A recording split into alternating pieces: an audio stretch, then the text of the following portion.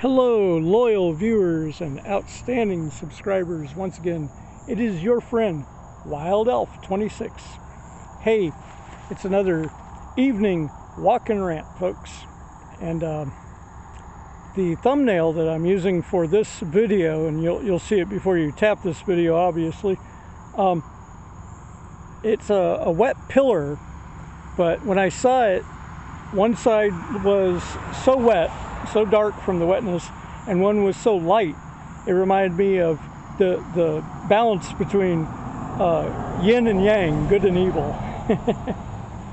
But most people that are already familiar with my site, my loyal viewers and my outstanding subscribers, you know that my site promotes cosplay and retro gaming pop culture from the 1980s, 90s, and early 2000s, right up to the PS3 period. So if you enjoy pop culture from those time periods, the 1980s, 1990s, and the 2000s, and if you also enjoy all kinds of interesting cosplay and just in general promoting cosplay, Wild Elf 26 is the channel for you. All right, guys. And you know, I keep it clean. You check all my videos you want. I don't have any potty mouth swear words, no F-bombs. And I do that because there was a time in this country when you have people that put out channels or podcasts, you know. Well, if they want to be considered good for actual, what would be considered radio play or safe for radio play, you can't be going around throwing, you know, double explanative curse words or that's it. That was just a rule, you know, with broadcasting. So if they were looking to attract a radio DJ job or looking to attract some sort of commercial endorsements or possible television spot, you know, or co-hosts on some television thing, they can't be throwing around the bad words. And so on Wild Elf 26, you'll notice I'm very commercial friendly because I do not do that. I don't throw around the potty mouth. It's just, it doesn't do you much, you know, and the shock value on it for videos is really not there, especially when every other 5 or 2 YouTubers are cursing out the side of their mouth, trying to look shocking or something, or think it makes them sound more important. When it comes to official records and things like that, you know, they don't really value the importance of people that are profanity strewn. And that's a good term, you know, profanity strewn. So, yeah, so here at Wild Elf 26, we frown on over-the-air profanity.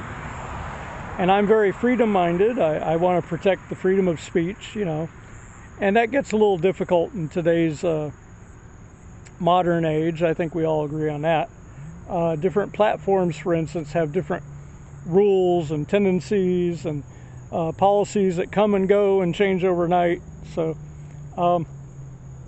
thankfully people are better than big conglomerate platforms. You know, we tend to stick to our policies or agreements or things like that. Majority of us have honor, and I think a lot of my loyal viewers have a good degree of honor, and that they stick to a lot of good stuff. But anyway, like I said, I've been yakking a lot in this walk and rant, and we haven't even got the walk started. So we'll be doing that in a second. The weather's kind of active here. We've had some flash lightnings and a decent amount of rain off and on between the last month or so.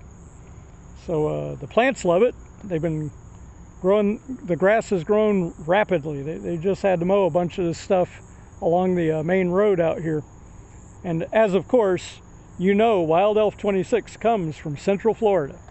I always keep it kind of vague though, but it's Flagler County. I have a, you know, I don't generally do extra details on a lot of stuff if I can help it, more so than what the viewer absolutely needs. So, but what would we do on the walk and rant title, you know, this time around? Well, there's a few video game topics. We'll cover some of that, and a few system topics, and interesting topics in the news recently.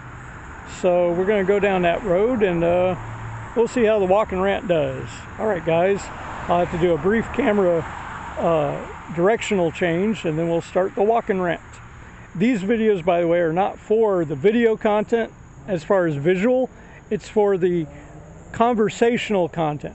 I've had a couple of viewers tell me it's almost as good as Asmir, especially if they're jogging or something. So, hey, I'm happy to give you something decent to jog to or something. I hear Captain Frugal likes that for that purpose, whether it be jogging or just a morning drive and he wants something to listen to. All right, guys, so if that be the case, then we'll give you something to listen to. All right, Wild Elf 26. Here we go, folks. Reposition. Yeah, I try to keep the Walk and Rants somewhat on the, well, around 30-minute mark, maybe a little bit over 30-minute mark.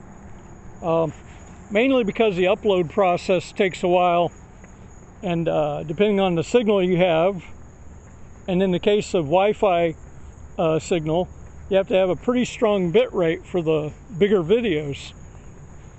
And that's a technology issue, but it's a true one, and we all deal with that. Depending on how advanced your phone is. And this phone was on the lower cost end, but it's an Android phone. It was done by a company called Nord, which may or may not be the same Nord that does the Nord VPNs. And there's some kind of Nord firewall protection or something for computers. I forget what it's all entails, but I've seen advertisements for it, and you've probably seen them too. They do send a lot of advertisements. All right, guys. Now, lately, I've made a couple videos. Well, most recently, it's been about the Bard's Tale, an interesting game that I wanted to show you some upcoming gameplay of at some point. It's rated for teen, but in my opinion, it has stuff that should have garnered it a mature rating. Well, first, the first area of the Bard's Tale actually starts you off at a tavern called the Drunken Rat. So, but there's a lot of humor involved. It seems a British team was involved, a lot of British voiceover work. That notwithstanding, but that's not the focus of my Walk and Rant. So here we go. The other video game news, of course, and I think I've done multiple videos on this, was the anticipation of Mortal Kombat Legacy Collection. And, you know, I do retro systems, but, you know, in the future I was considering a possible PS4 at some point in time. But, you know, that type of thing I like to research way ahead of time, and always check it out to find the best possible lineup of game or whatever, you know. Make sure that controllers are good and that sort of thing. And that there's a decent reputation behind the model of PS4. Because they made multiple PS4s since that particular unit came out. So it's always good to know which one has the better approval rating. And that's not based on which one has the highest internal memory storage. See, people get that mixed up too. A lot of these game consoles, they're supposed to be platform game consoles. They started taking on the traits, the behaviors of PC gaming devices. And what I mean by that is they become more internet dependent. There's some games that they will not play unless you internet verify first. And that's kind of like with DVD movies. You know, some movies won't play if the internet doesn't verify the license of the movie. And that's why a lot of people have ditched Blu-ray DVD and gone back to regular DVD. that doesn't ask for verification on some movies. But basically, we have a lot of common garden variety current game systems, being PS5 and equivalent Xboxes, whatever their subname is this week. So it would seem that some of these systems, and that's a lot of S's, have taken on major traits of PC gaming with heavy internet dependency, DLC, and microtransactions on a lot of different software, a lot of different games. And with the consoles also offering a non-disc playing version where they're digital only, then they require download. Otherwise, you're not playing any game on them. Now, what I understand is that the PS4 allows you to actually play the games off the disc. But what I've been told about the PS5s is that basically it loads the game in the machine, but it requires the disc to verify that you have the solid copy. So it's not playing it off the disc, it's just using it as verification on the game it deliberately loaded into the system. And there's a few of those that I understand requires it not only to verify off the disc, but that it has to be verified while you're online. And that's what kind of sets me back, why I don't really consider PS5 or the equivalent Xbox system for that. Now, you guys, of course, may have different feelings on that. I have quite an interesting amount of feelings on that. Whether they're interesting or not, that's my particular take on that. But yeah, that's pretty much how that goes.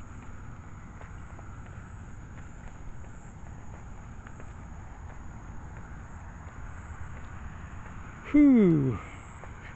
But Mortal Kombat Legacy, let's get back to that. I basically, like I said, we were talking about these modern systems. I'm a retro gamer. The highest system I allowed myself to own previously in the past was a PS3. And I pretty much had to go back to PS2. But yeah, not being able to play the games quickly and you know, right off the bat, even that's noticeable on the PS3 era. It too was one of the machines that featured DLC content and some of the first micro transactions on a platform game system. So, or what we believe, or what had been deemed a platform game system. But now it's not so much. Now it's, you look at things now and you realize PS3 and systems that have surpassed it are not really, I don't think we can actually legitimately call them platform systems because of their internet requirement, their internet dependency.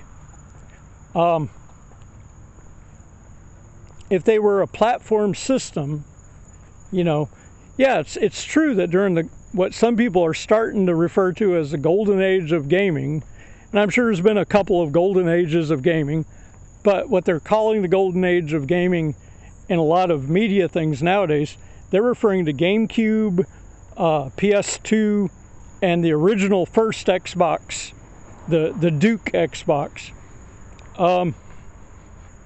They're calling that the golden age of gaming because the machines still required company proprietary memory cards that were actually like little cartridges. They weren't SD cards at all. They were big chunky things. And they had modems that were optional that could plug into the device. in the case of the PS2 Fat, it had a HDD drive you could buy for it and stick in there, and it would participate online, provided you had the service and PS Network and all that stuff. The beginnings of what was PS Network, anyway. And then when the Slimline came out, they built an Ethernet cable directly into the thing. The modem, all that is in the machine. It's smaller, yet it has more stuff in it somehow. So that's what it seems to have anyway. There might be some models where they didn't include the modem and they only have the Ethernet connection, where you have to get some kind of outside modem or something. I really don't follow it too much, because the internet side of platform gaming I never really was interested in to begin with.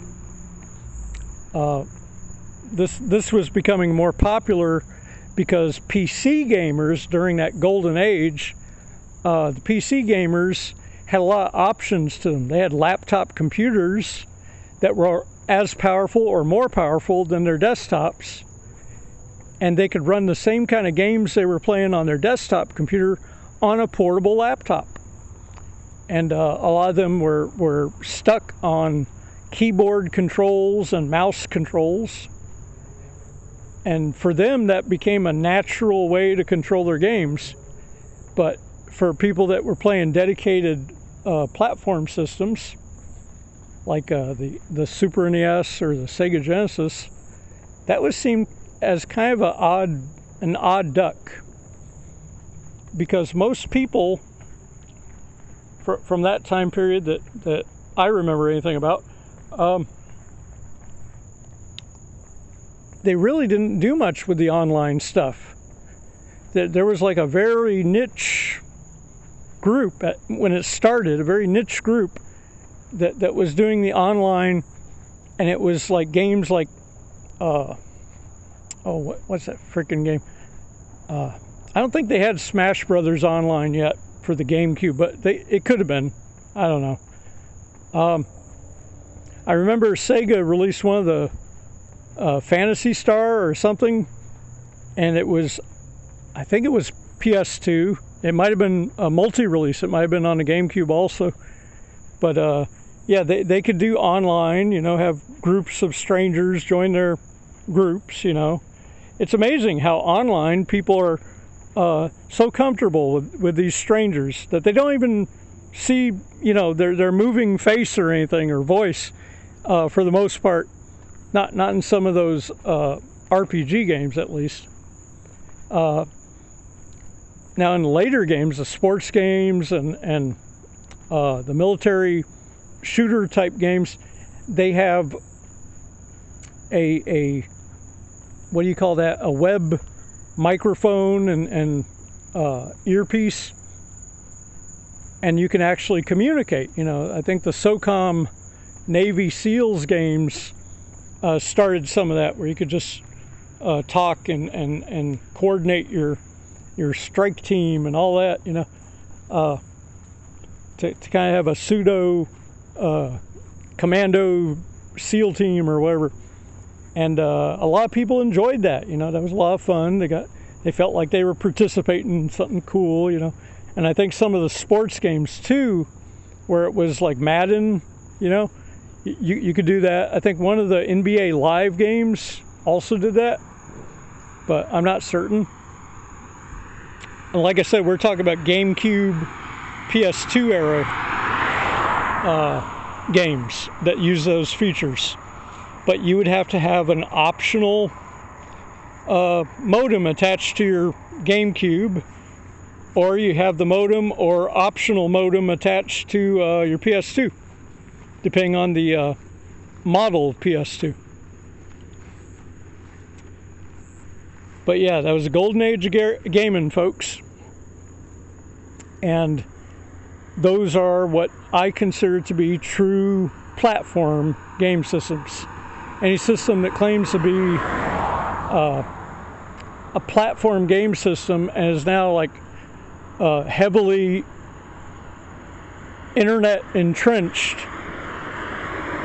and the way to know that your so-called platform game system is not really a platform game system is, one, does your system have a built-in Wi-Fi?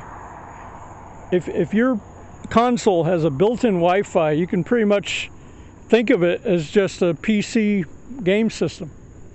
And I know there's a lot of people out there that they're going to leave a sarcastic remark, you know, or want to leave a sarcastic remark about well, aren't all game systems PCs, just customized to the limits, you know? Yeah, sure, they are.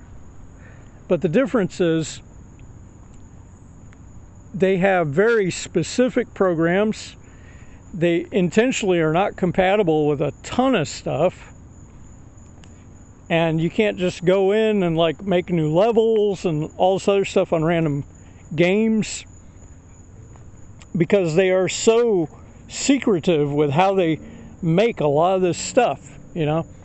The system has to basically be gone, like 20, 26 years, 27 years old before people start getting a hold of the actual codings in order to actually program or change levels or change characters in some of these old games when they do a personal customized ROM or something, you know, later for the machine. And that's a whole different valley when we go down to the one about ROMs. But basically, the platform game systems in true name are the ones that did not come with internet capability right out of the box. If you had to get an adapter device in order to use the internet on that machine, then it was not the new ones. It was a normal platform game system. But if you needed a special adapter so you could possibly use internet functionality on the game, you know, there you go. But the non-platform game systems are the ones that have it out of the box. They already have Wi-Fi or some really impressive Wi-Fi. And worse, the ones that have digital requirement. And that's something to talk about. Digital requirement is that they will not play off the disc. They require the game to be loaded fully, completely fully off the disc to its last bits of data, and then only play the game while the disc is readable after it's been fully downloaded. And once it's been fully downloaded, only then will you get to play your game after it's been safely verified by the disk read. But the disk has to be in the system the entire time you're using the game, even though the game's been loaded into the digital memory, and there's no reason to use the disk, you know, no reason to wear down the motor for the disk reader. It still requires the disk to be there. So, yeah, that's kind of fun, ain't it? So, but yeah. But this rabbit hole was originally started with a Mortal Kombat Legacy collection, and I was interested that a physical disc version of Mortal Kombat Legacy Collection might come out, you know, as a disc form for the PlayStation 4. If that's going to be the case, then that's awesome. You know, that would be a system I would consider, you know, down the road, you know, down the pike, as it were. But currently, that's simply not an option. There's a lot of things at the moment that are not an option. And I feel for a lot of our fellow Americans that are going through very interesting things. And we're not just talking about different government changes and things like that, but we're talking about how some of the new regulations have financially affected a lot of Americans. Some things have lowered in price, and then some other new regulations have actually caused things to jump very noticeably in price. And some of our neighboring countries are, because we're here in the US of A, right here in Central Florida, but some of our neighboring countries like Canada, different political things that have gone on, different bills that have passed, and other regulations have caused kind of a slight drift between the US and Canada, and a lot of goods for people in Canada are costing a heck of a lot more out of the United States than they would have, just a couple years ago. So there's a lot of people feeling that sting, and that's affecting an interesting amount of things up there. It may actually be affecting certain shipping and truck routes coming through America that are near the Canadian border, because they're probably used to bringing a lot more stuff up there, and because of certain things going on officially right now, they're probably not allowed to bring as much or certain things up there at all now. So and I say that on the behalf of some of the YouTubers in the retro gaming culture that are in Canada, because there's some good retro gaming YouTubers. There's one called Daryl Tsung, that's his channel's name, and he's got some amazing stuff. Oh yeah, just amazing. But yeah, he's got tons of videos. The guy's a master at most fighting games. His preference is Mortal Kombat. He's got a bunch of arcade 1-ups, and he does Street Fighter and some of the other systems too. There's a online thing called Fightcade, and apparently he jumps on that once in a while, and people can play against him online. And if they have the arcade 1-ups, they can also play against Daryl Tsung on arcade 1-ups. But he has very, very good mastery of Mortal Kombat 2 and Ultimate Mortal Kombat 3. And he's not too shabby on the regular Mortal Kombat 3 either. The previous version that had the upgrade.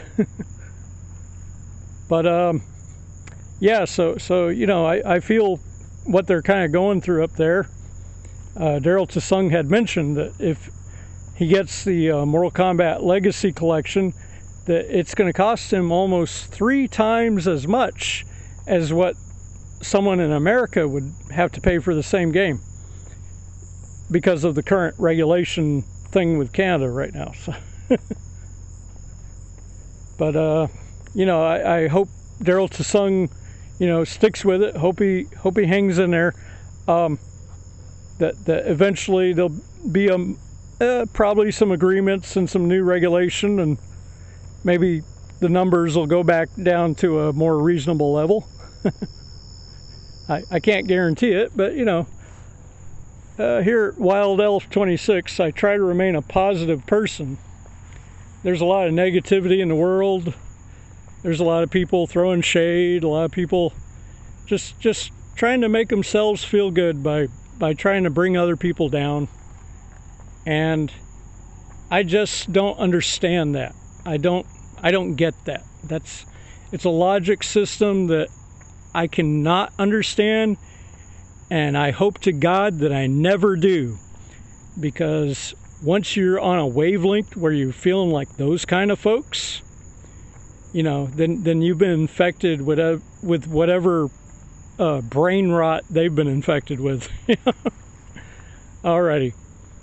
And I try to speak decently of people, but there's people floating out there that they don't care that some people never did anything to nobody, or don't have any problems in their past of any kind, any significance.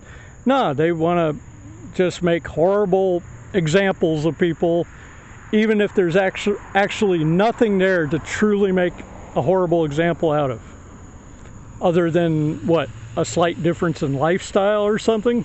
Who knows? People that are that, narrow focused and unable to change, that have a heart so rigid or cold or just stone, they really don't deserve to be having the same air of freedom that the rest of us do, I don't think. No, freedom should be reserved for the people that want freedoms for everybody, that want people to be at their best,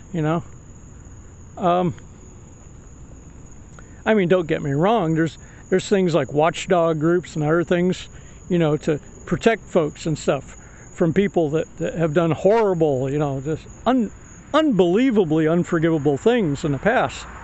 And there's records of that stuff. And those kind of people should be held to bear. But in this world and its crazy cyberness and modernness, people just nowadays, they make sport of everybody. They like to make fun of people. If people don't have things going exactly the way that they do, they're so horrible. They don't have the latest such and such. They don't have a budget like mine. They must be garbage. It's like, gosh, how big is your ego? Get over yourself, But, you can't change some people. You can show them the light, but if they're that ignorant, that messed up, and got that much hatred in their heart, they won't change. And God help the poor people that they are influencing. If they're a school teacher or something, horrible. What horribleness are they imparting to the youth of America? Gosh, you got to have some positivity. You can't just go around being just poisonous to people. Wow. But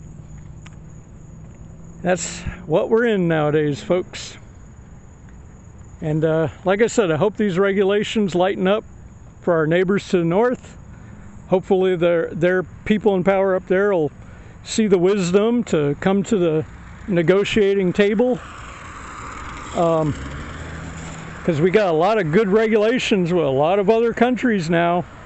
We probably have better strength with a lot of countries than we've had in decades. Yeah, decades. Yeah, I don't think the United States has been this strong since probably the late 1980s. Hold on, I'm at an intersection. I gotta hit the button for the walk light. Yeah, it might change or it might not. Can't go that way! Somebody went down the wrong way on the one-way street.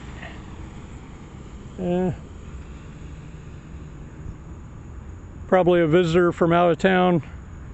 There's a couple main lanes that are one way. Light changed and then it changed back. Oh, there it goes.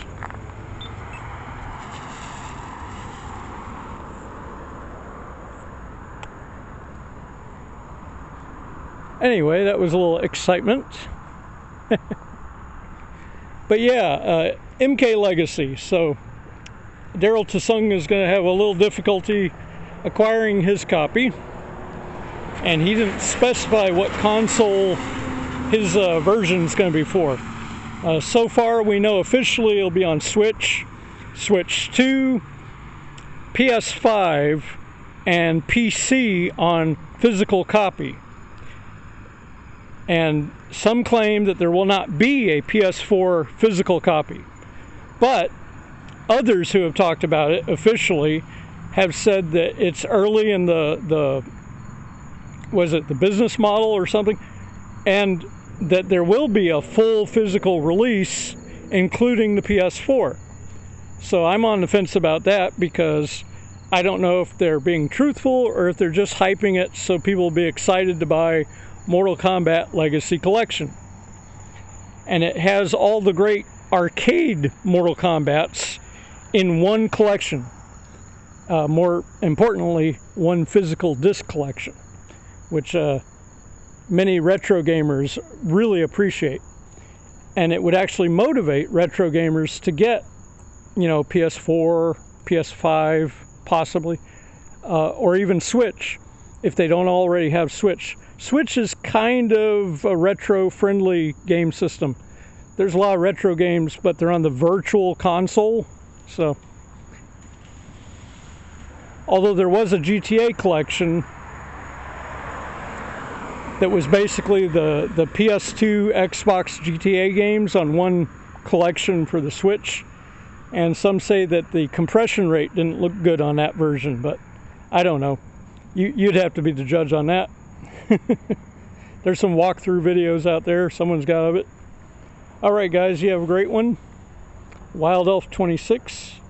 And yeah, we sparked on a few interesting topics and some philosophical topics about the balances of light and dark and good intentioned people versus real crusty-hearted evil people. And I mean, just look around you. Where are the good intentioned persons, and which ones do you kind of think are probably evil-hearted?